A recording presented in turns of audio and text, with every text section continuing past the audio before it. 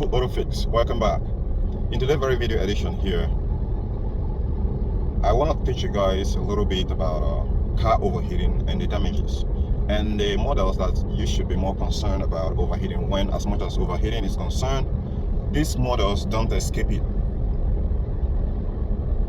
The real $1 million question is, are you really serious about this? Are you concerned? If you're concerned, then let's get to it. The first thing first, you must be ready to digest the truth as it is. Now we have two kinds of cars. The first is the German cars or European cars or other cars that is engineered like German cars, structured like German cars. I'm going to name the brand so that you'll be well aware of this brand. If you have it, then you thank God you have it. But if you don't have it, then I guess you're making some compensation due to some commercials or influential tips from some public figures, social media influencers. Now let's cut to the chase. The other side of the car, are the Asian models. Some of them doesn't play well with overheating. Now let's go deeper so you understand. There are German cars that overheating is not a damn thing for. In as much as you are dealing with the OEM parts, be it used or a brand new, it doesn't matter. However, this rule doesn't apply to all Asian models. There are specific Asian models that handles overheating in astronomical way that makes you enjoy the benefit of European car models, that its engines are built to last. Now, what are these cars which I'm talking about here? The cars I'm talking about here is, when it comes to European model, we have a BMW. A lot of you guys know that BMW, if you haven't heard it, BMW, especially the 3 Series, have overheating issues. However, the overheating issues doesn't create much damage. And it even goes really high on a huge scale, but it doesn't cause a catastrophic damage like you will have in Toyota. I'm going to list the engines, I'm going to list the models that, in fact, it is not list the models. Every Toyota cars can't handle serious overheating. There are a lot of models out there of Toyota that when it experiences overheating, you are replacing the engine. There is no two ways about it. So when those who are promoting them are telling you it's the best car, they often don't talk about that part because it's a red flag. Any sort of a problem that can caught you unaware and get you into replacing the engine, whether you like it or not, is not a real deal for me. So now we go over to the Mercedes. This is Mercedes GL car that I'm driving. Mercedes have overheat, but they don't damage the engines. Then we go to other cars, Asian cars and France-made cars like Peugeot.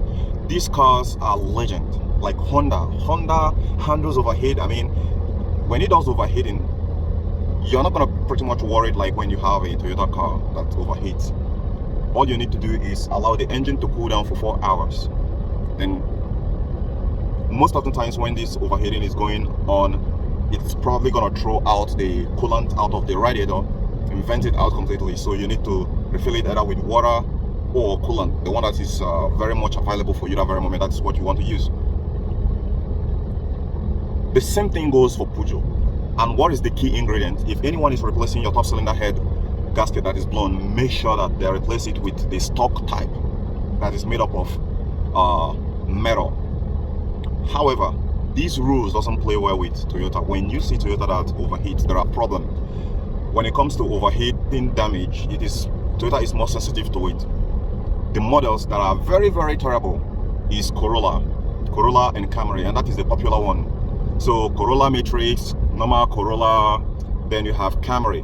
The worst Camry of all is 2003 to 2006 Camry.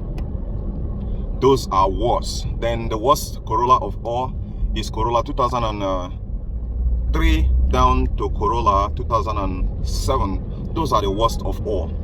It seems like, the same year.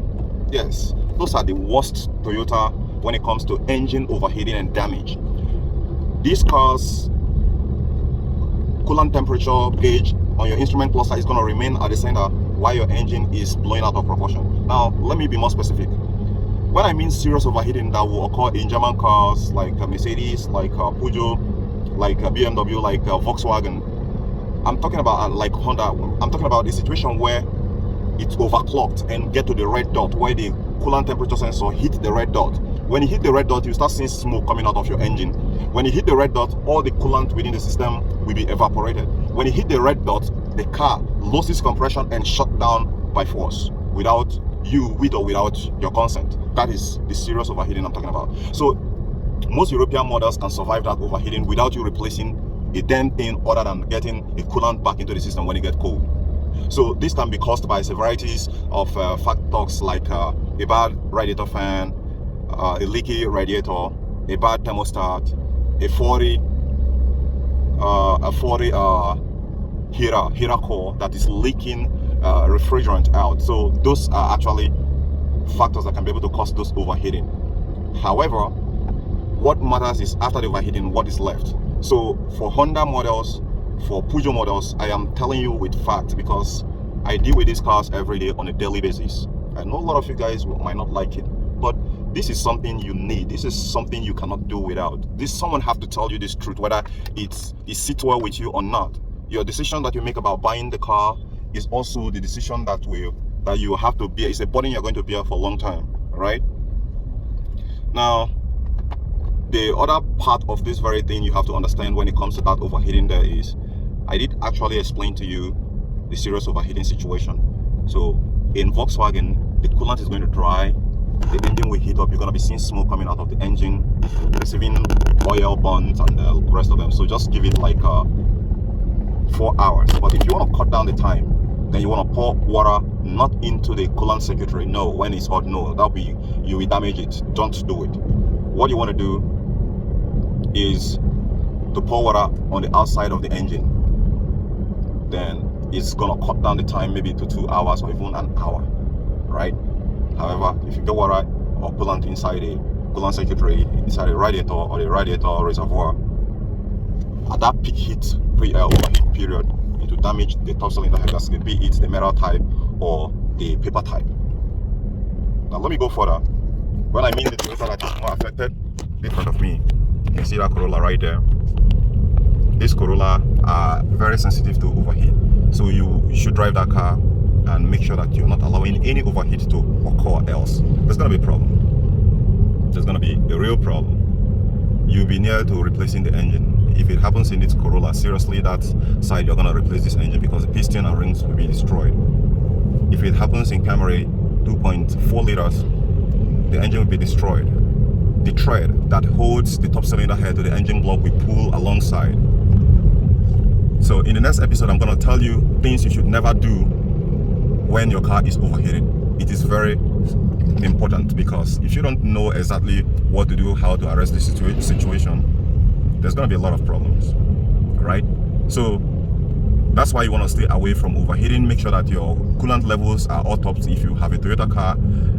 The problem go down to 2GR engine, which are equipped in Lexus, even with the iron type gaskets. Funny enough, most Toyotas with the iron type gaskets, the iron type gasket will get flattened and the overheating will still come. So you can avoid that by making sure that your car is in top notch, top tier condition, and checking all the fluids.